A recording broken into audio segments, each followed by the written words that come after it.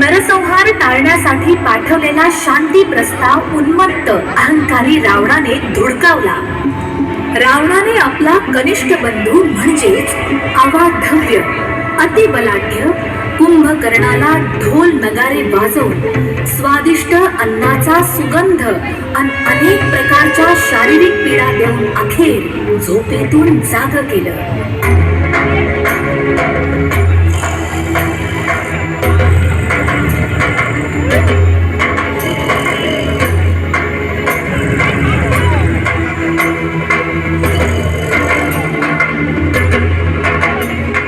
बंधू, आपण मला झोपेतून का उठवलं? कुंभकर्णा, ही झोपण्याची वेळ नसून आपल्या शत्रूला आयुष्यातून उठवण्याची वेळ आहे. अंगावर वल्कल खेळणारा, झोपडीत राहणारा वनवासी राम आणि त्याच्या मागे पुढे उड्या मारणारी क्षुद्र माकड यांचा समूळ विनाश व्हायलाच हवा. लंकेश्वर रावण, आपण थोडा विचार करावा. राम हा कोणी साधारण मानव नाही, तर साक्षात विष्णू अवतार आहे. त्याची वानर सेना, रुद्रगण, भैरवगण आणि त्याचा सेनापती महारुद्र महाबली हनुमान आहे. कुंभकर्णा, झोपेत असल्यासारखं बडबडू नकोस. कोणासमोर काय बोलतोस त्याचे काही भाग. क्षमा असावी लंकेश, पण मला असं वाटतं की आपण श्रीरामाला शरण जावं. कुंभकर्णा, हे कदापि शक्य नाही. तुला त्यांच्याच सर्वनाशासाठी झोपेतून जागृत केला आहे. तेव्हा आत्ताच्या आत्ता जा आणि त्या राम लक्ष्मणासहित वानर सेनेचा संहार कर.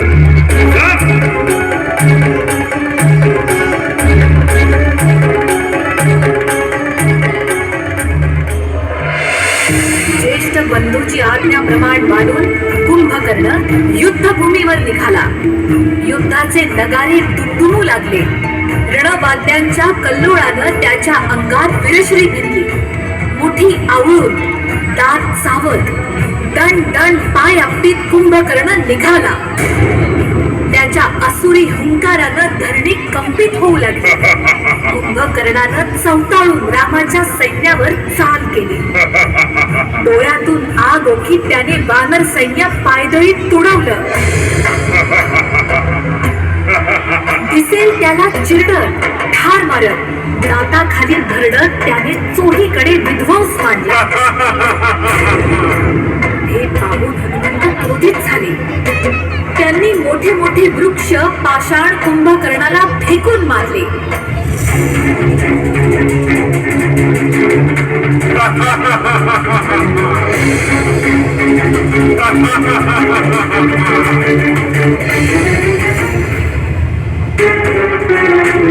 पण कुंभकर्णाला काही फरक पडला नाही. नलनील, जांबुवंत, सुग्रीव, अंगद अशा रणधुरंदरांची मात्राही त्याच्या पुढे फिकी पडली. युद्धाच्या आवेशाने तो बेभान होऊन गरजला.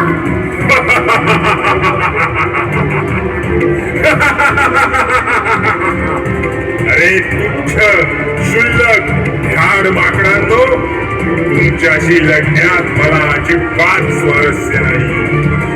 मला हवे तुमच्या राम आणि लक्ष्मणाचे प्राण. त्यांची शिर कापून बंधू दशाननाच्या चरणावर वाहणारे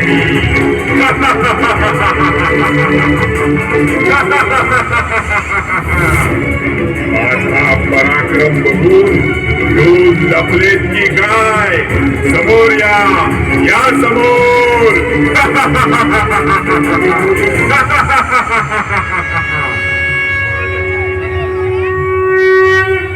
नाही कुंभकर्णा, भ्याड नाही तर योद्धा म्हणून हा राम तुझ्या समोर उभा आहे. गर्वाने उन्मत्त रावणाला तू विध्वंसापासून परावृत्त करीत होतास.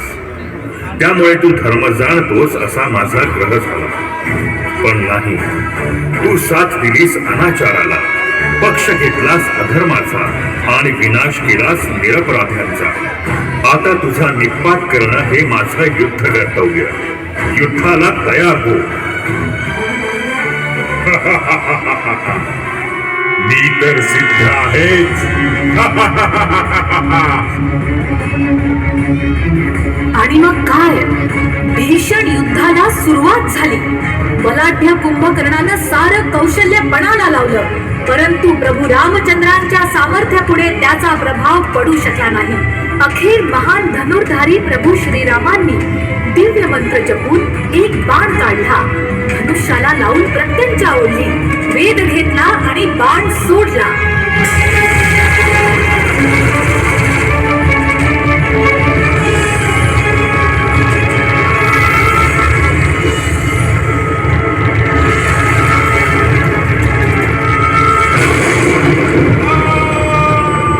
त्या बाणानं कुंभकर्णाचा एक बाहू खंडित केला, खांद्यापासून एक हात वेगळा झाला आणि कुंभकर्ण तळमळला. तोवर श्रीरामांचा दुसरा अमोघ बाण धनुष्यावर चढला होता, तोही सणसणत आला.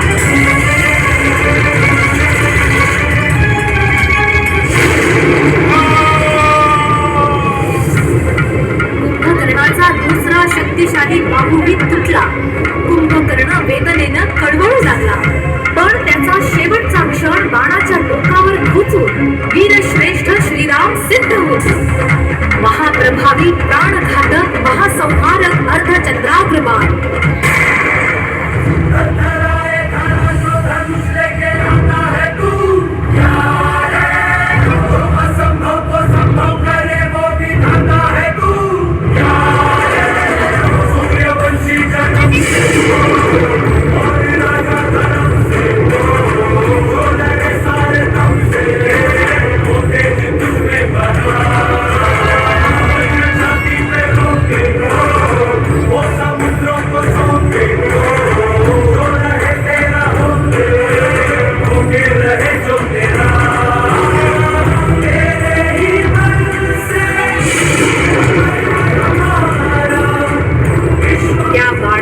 अजस्त्र महाशक्तिशाली कुंभकर्णाचं मस्तक छेदून आभाळात भिरकावून दिलं, जे महासागराच्या तळाशी जाऊन ते विसावलं. प्रभू रामचंद्रांनी अखेरच्या बाणानं कुंभकर्णाच्या नाभीचा वेध घेतला आणि त्याची कटी छेदली.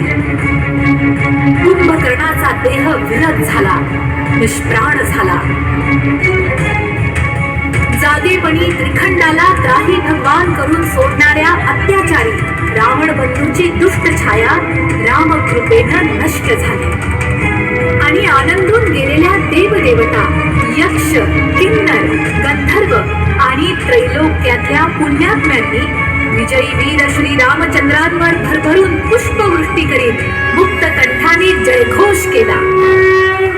दुष्ट विदारक, असुर संहारक, कुंभकर्ण निर्धारक प्रभू श्री रामचंद्र की जय.